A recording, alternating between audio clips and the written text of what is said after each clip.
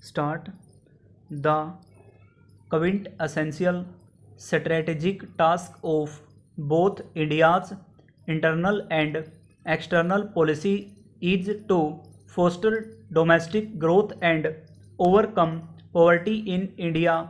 Shashi Tharoor states in his latest book Stop, We Agree, Stop Passage, India has written a success story since the economic reforms designed in early 1990s by then Finance Minister Manmohan Singh. Stop. Today, it has a middle class comprising more than 200 million people. Stop. For 2025, 500 million are predicted. Stop.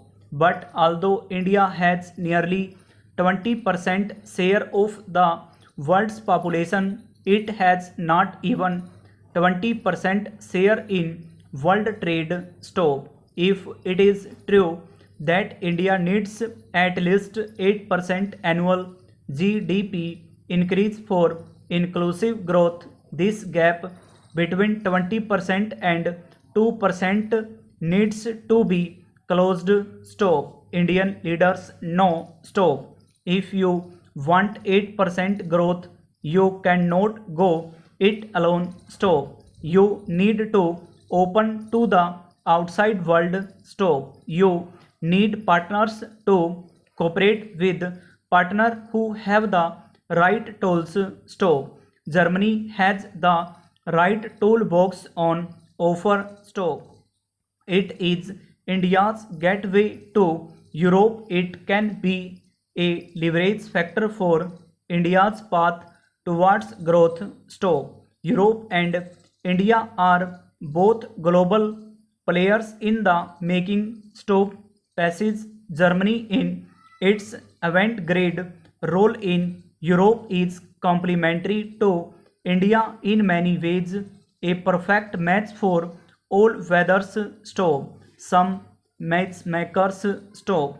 Germany and India share the same democratic values. Stop. They are both anchors of stability. Stop. Germany in Europe, India in South Asia. Stop. Both look east and west. Stop. The demographic factor. Stop.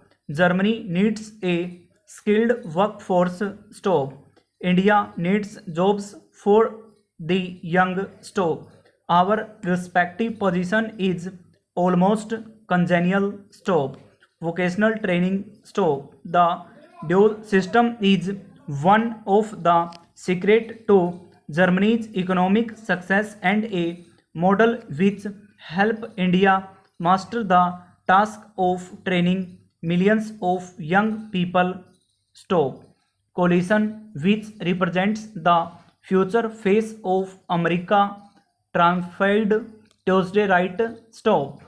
Thanks to an overall openness towards immigration and proactive policies in promoting minority participation in society and politics, the sheer speed of America's transformation in its demographic and cultural profile since the 1960s has been unmatched by any other society. Stop. If you rode a time machine from 1960 into 2012, today's America, starting with its African American president, the wide eras of huge among its people would appear quite weird. Stop. Inevitably, those who can't deal with that speed of changing and those who are less culturally flexible feel anxious, often fearful of changing society. Stop. Many of them rallied around Romney's campaign saying they wanted to take America back.